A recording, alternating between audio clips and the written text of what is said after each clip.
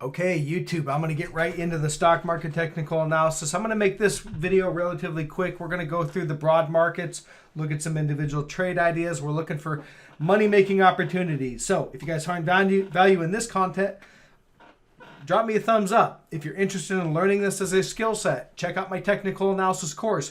Priced affordable, link in the description below.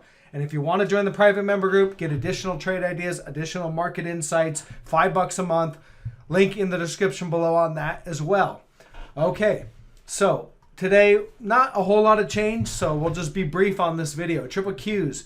The biggest thing I'm really watching, I think the biggest, newest development that it looks likely to play out is the bearish PPO crossover, aka confirmation of our divergent high. So what am I looking for? Here's our PPO down here.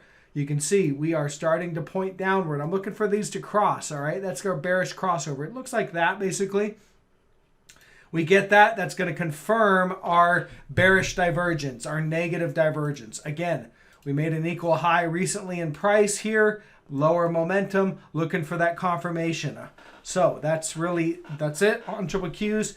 The other thing is on the hourly, you can see this is your post-Fed kind of spike down right here. All right, they broke. We had an upward trend leading into the Fed. After the Fed got kind of whippy right through here. This is the Fed day, and then it ramped down and closed at the end of the day.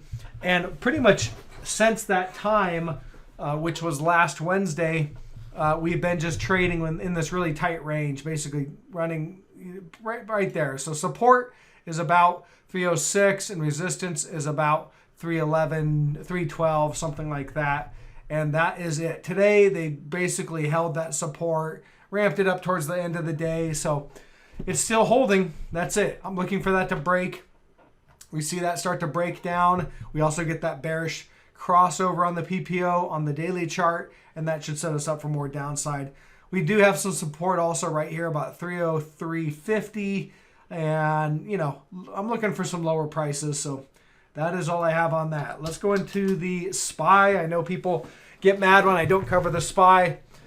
And so, again, we'll start off on the daily chart. Again, not a whole lot going on. I mean, I've got a downward bear trend here. I've got the breakout here on the daily, the back test, ramp again. It's really choppy.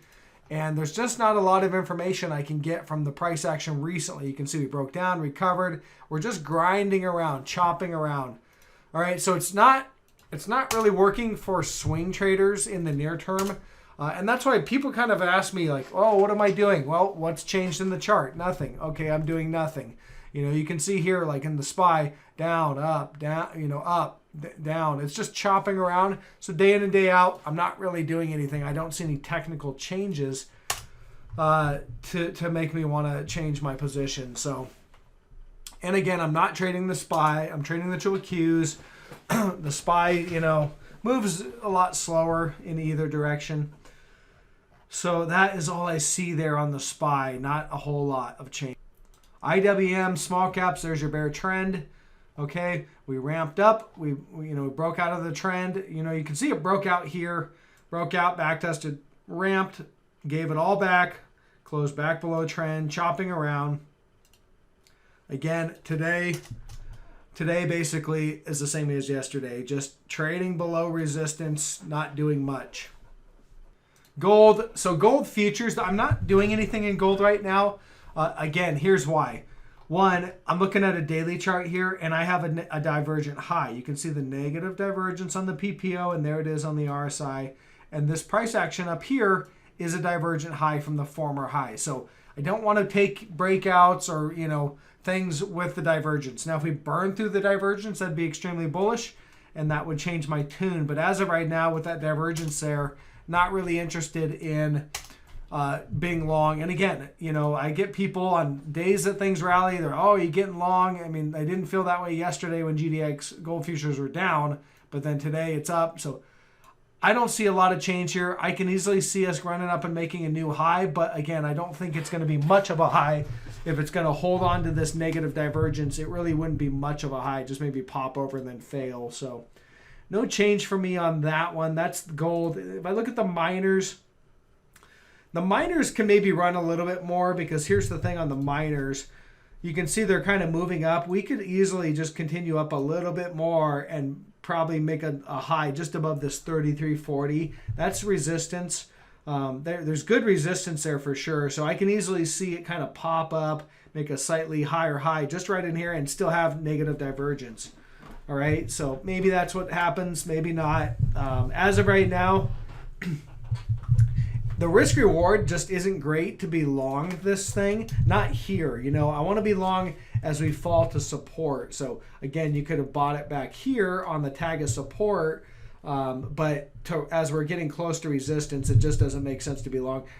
You know, upside, there's probably another, let me kind of measure that out, possibly another 3% or so to the upside before it starts running into good resistance. And if the divergences are there, then yeah, not an area I want to be long. I'd rather be looking to short or take profit on a pullback. Now, yes, I think you can still buy the dips here until something changes, but with the divergence on the gold futures, I can see a correction coming or some sort of a dip, maybe back down to this $30 area. Okay, wheat, nothing really changed, still has nice, clean, bullish divergence on the daily chart, big bullish divergence.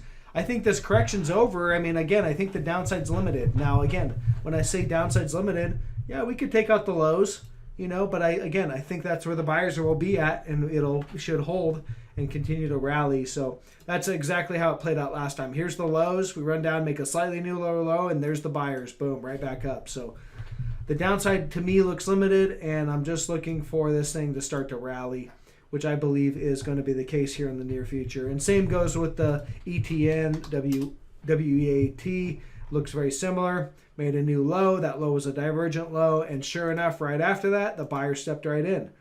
So that is it. Wheat looks bullish to me. Semiconductors, SOXX, there was some support, it looks like, right about 423.50. Broke that today. They tried to recover it towards the end of the day. They couldn't quite do that. So we'll see how tomorrow plays out. Again, I think there's some more downside here. Minimum down here to this trend line, this potential trend line right here. You can see support. I think you probably get a reaction there, maybe a bounce back up to that resistance line. And then ultimately, I think we're going to break and start to head lower. But no change, remaining short on this one. Again, this one's coming off. This is the major point. We made a new high right here. That's a divergent high on the daily chart. So you typically aren't going to get those and just have a little tiny pullback and then off to the races. Now, yes, we could run up and make a new divergent high. As long as the divergence remains, then it is still going to be an opportunity to short, and I would probably still remain short. So divergent high on the daily tells me that this uptrend, it tells me this daily uptrend here that started all the way back here and has rallied from the lows to the highs about 52%. It tells me that that's pretty much about done. Maybe not finished tomorrow or the next day, but very close to being finished, and it's about to sell off and correct trend. And these FANG stocks, just a really quick brief, I want to go through these real quick. Amazon resistance right there at 102.83. You can see we tagged it right there, so far being sold into. Google resistance, again, this is your downtrend line, this is your bear market trend line in GOG. We were above it slightly. We did that. We made that new high with divergence right there. And sure enough, sellers stepped in and back below resistance. So again, I talked about that being a big zone of resistance, and that's proving to be so far.